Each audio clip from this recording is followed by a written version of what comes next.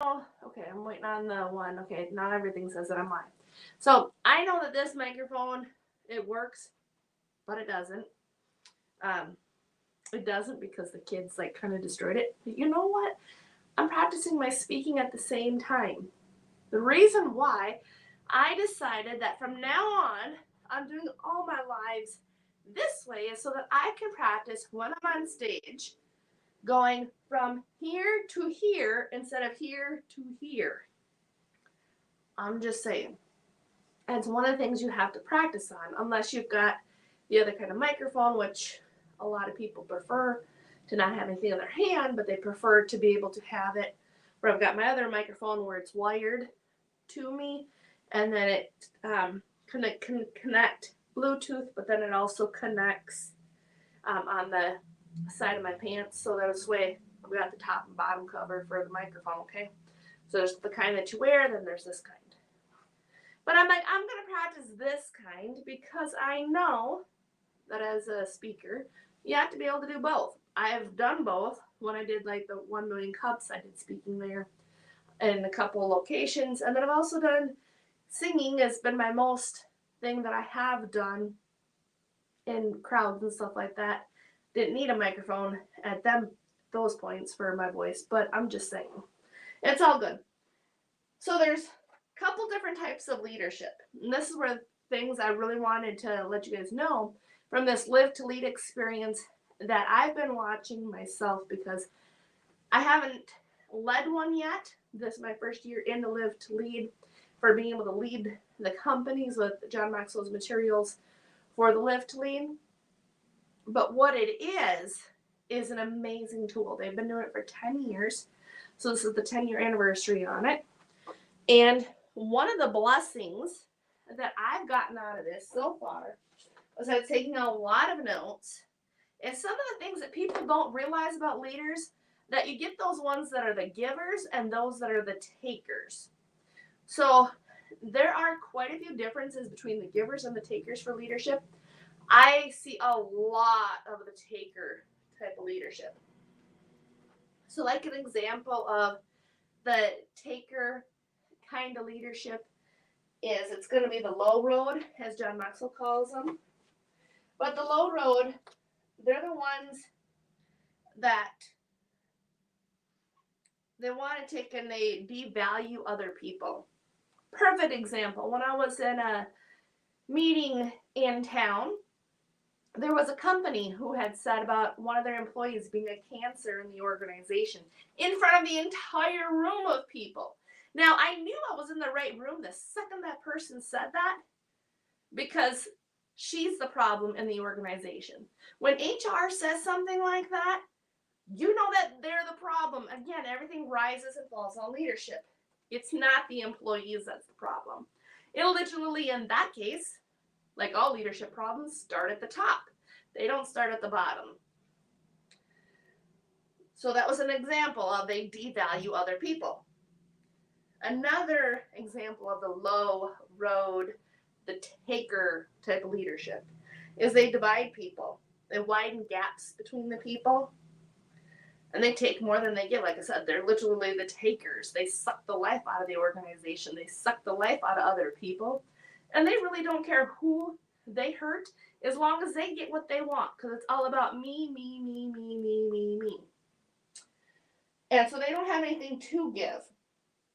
And they don't want anyone to win. I mean, how many people have you seen in this world today, even if they're not in a leadership position necessarily where they're getting paid as a leader, but how many people do you see today, right now, who are all about themselves, as far as they don't want to help other people, but they want to help themselves? I'll give you an example of what I'm talking about.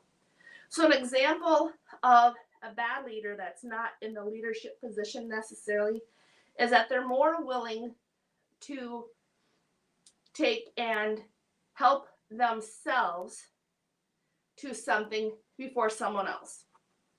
So they're more willing to go out and buy something for themselves. Say it's candy, for example. They're more willing to go buy themselves candy, pop, whatever. But then when someone else within their family wants it, they don't want to give it to them, or they don't want to help them.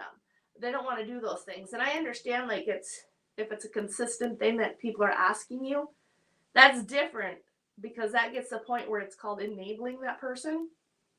We're just enabling them to stay stuck. The government's great at that, and so are all the nonprofit organizations, because if you have ever noticed, all the nonprofits have one major goal. They feed a person for the day. They do not teach them how to fish. And literally, I know this because I've reached out to organizations, and the ones that are so-called helping people that are in poverty, their idea is, we don't want to teach them how to go get more money. We don't want someone like you, Robin, in here, because if you taught other people how to get more money, you taught them about their mindset that they can get anything they want, that's very dangerous. That's why the government doesn't teach it in schools. Because if you thought about it, you're a threat to society when you know how to lead yourself, when you know how to help other people without the medications, without the traditional sick care, without these traditional ways. You are very much a danger to the rest of society that needs something outside themselves to say that that's the problem, that's the situation, when really that's a way that the low road leadership, they keep things going as long as possible to suck a person into believing that everyone else is the problem instead of themselves. Okay? That's actually what it was all on this other side too. So the high road leadership, that's going to be a person like myself. So I value other people. So when I heard that in that organization, the HR that said that one of their employees being like a cancer to the organization, I was like, I'm in the right room, because your leadership sucks. You notice the big difference. Anytime someone who is not in that organization, but they can point out the people that need their help, I knew I was in the right room. I knew I was in the right room, because I was like, you guys got the wealthy mindset check. You guys got the people suck at your organization, instead of looking at all the fingers pointing at yourself that say that you're the problem, not your employees. That's how I knew I was in the right room. Because generally, if you are a leader, you want other people to succeed. I'm not sorry at all whatsoever, but I want people to be more successful than I am, because I can learn from them, because success always leaves clues. Not just all the books behind me either. I mean, like, average people don't write books. Average people don't put themselves out there and try to actually improve other people. Average people don't even want to fix themselves, because if they did, that would mean that I'd have to actually take responsibility for their whole life that they've created, because our thoughts and emotions is what creates our reactions, what creates what shows up in the world. You have to see it in your mind first and feel it in your body before it shows up in your outer reality. That goes for anything. Another thing with the high road leaders is we bring people together. That's what I do. Me, okay? Networking events are a perfect example of this, especially in Watertown, South Dakota. Here's how the leadership networking events go. We're going to group together. We're going to talk about this organization. We're going to talk about this person, that person, yeah. Or just one big gossip group. Meanwhile, you get someone like me, I'm like, I actually want to get to know you. I want to know more about you. Who are you? Who do you know that I should know? Those are the questions I'm asking myself. I'm looking for the other leaders in the room, and all I see is a bunch of whiners and complainers in the room who are gossiping. I'm like, I'm in the wrong room. So do you think I'm going back to those couple of places? No. I don't play well with gossipers, and I don't play well with people who are complaining just to complain. Because if I complain, I know that I complain, I am actually going to go out and do something about it. I'm actively seeking, how can I change this? I need help. I know that I need help to fix this problem. What can I do about that problem to fix the problem that I'm having, because that's what high road leadership people do. They want to figure out what's going on, what's making them tick, what can they do to stop whatever issue is occurring. Okay. Now, another thing is that we close the gap between people. So like one of the things that I have noticed is that a lot of people, this mostly happens with the boomer generation and the Gen Z. And the newest generation is the alpha generation. So I'm raising a lot of the alpha generations that are going to be the tweeners for the Gen Z. Okay.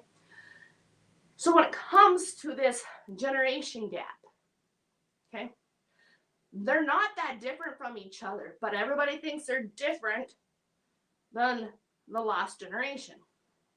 So like the boomers, for example, their generation was, we know that we need to have money. You need money, you need to go get a job. We don't care if you like your job or not, you just show up to the damn place and you show up on time, otherwise you don't get to eat. Okay? The Gen Z is like, I don't know if I want to work or not. I mean, I don't have to work, but I just want money to fall from the sky. Okay? But they're two different schools of thoughts. What motivates the boomers is that their parents were the builder generation of get your ass to work.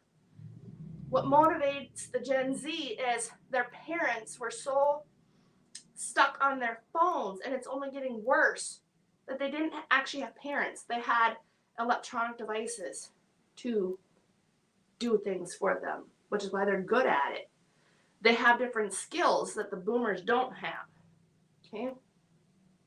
But being able to see the differences between the two gaps of the generations, the different generation gaps, that's going to help you speak to that generation differently, okay? There's nothing wrong with the boomers. There's nothing wrong with the millennials. Don't get me started with the two different classes of millennials. But I'm just saying, there's a huge difference between all of them. And all it is you've got to learn how to see things differently from their perspective. The builders, they built America. If it was not for the builder generation, no one would have anything. Not sorry. But we would not have the iPads. We would not have phones. We would not have pads, actually, for women, for us women. We wouldn't even have pads to bleed on because that came in the boomer generation. That's a fun fact. Also, what came in the boomer generation was pop cans. Fun fact there for you too, for people that don't actually do anything.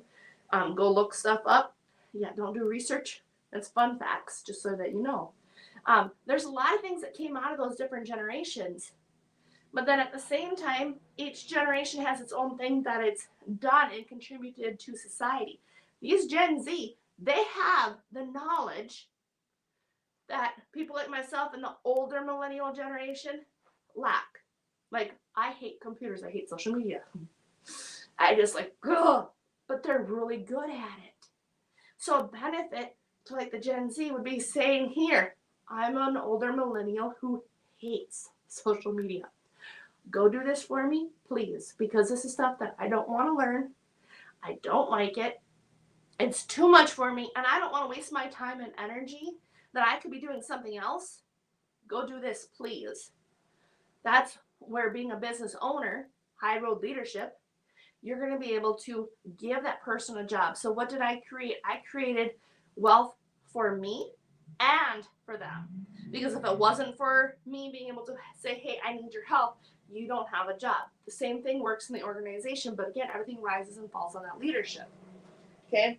And you always want the best for people. Like I said, that's my biggest thing. And I think that scares a lot of people because it's gotten very much transactional in this world. Transactional. Meaning, there are people who, like I described in the networking groups in town, you show up to this group, you gossip, you talk about this, you talk about that, you gossip. Well, I don't want to get to know you. That's transactional. What can you do for me? That's transactional. You show up to a job.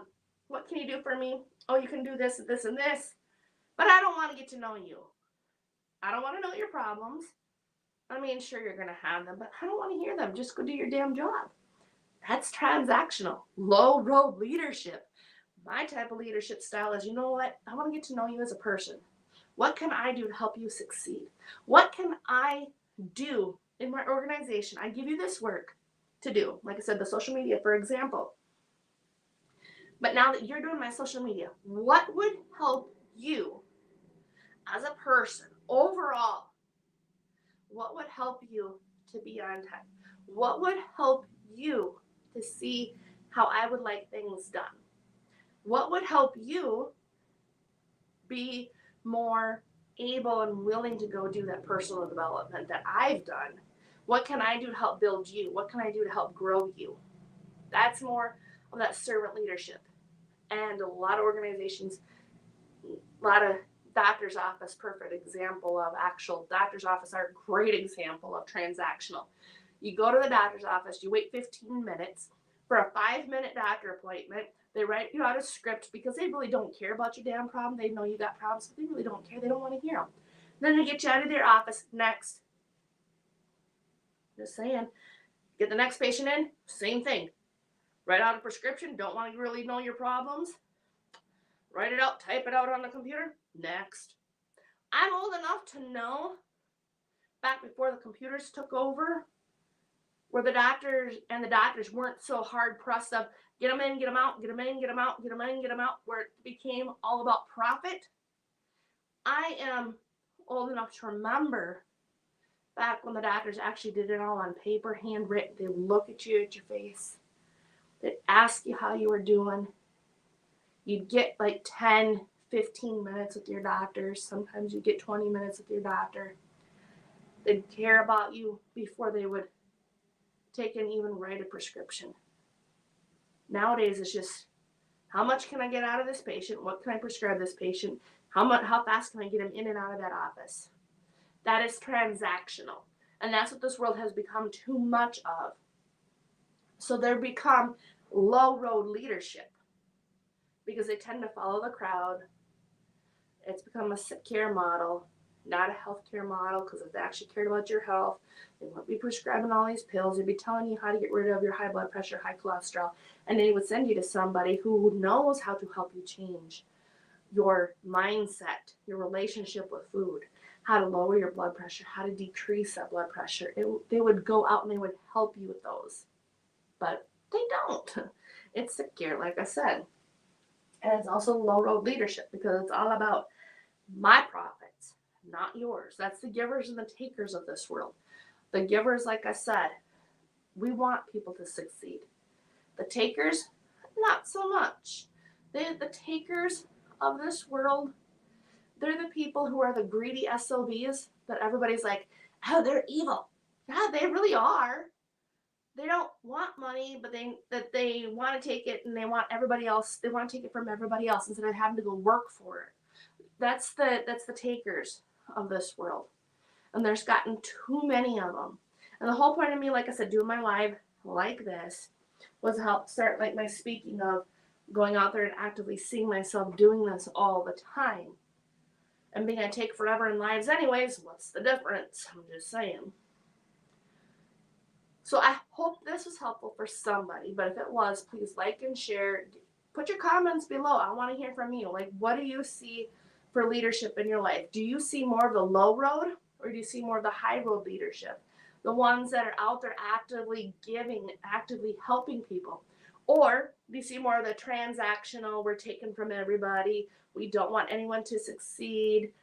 What kind of leadership do you see? Because I've seen way more transactional leadership now more than ever, and it's really scary because all that transactional leads to depression, more mental disorders, more alcoholism, more other problems as a result of this bad leadership of transaction. We need to start leading with love. We need to start leading with, like what I said, and for this high road leadership, for people like myself who are out there actively wanting you to succeed. I mean, that's normal. People that want you to succeed is supposed to be normal. To me, I'm like looking at all these people that are transactional. I'm like, what's wrong with you? You just want my money, but you're not following up with me. You're not doing anything to say, hey. So I have learned people that don't follow up with me, they only care about getting a sale from me. They're no longer on my list of, I'm going to take classes from them, I'm going to do anything with them, because they are not in my line of, I want to work with you. Because if you really want to work with me, you'll get to know me. You'll get to know who I am. And that's the type of leadership that we need today. So like I said, if this was helpful, like and share.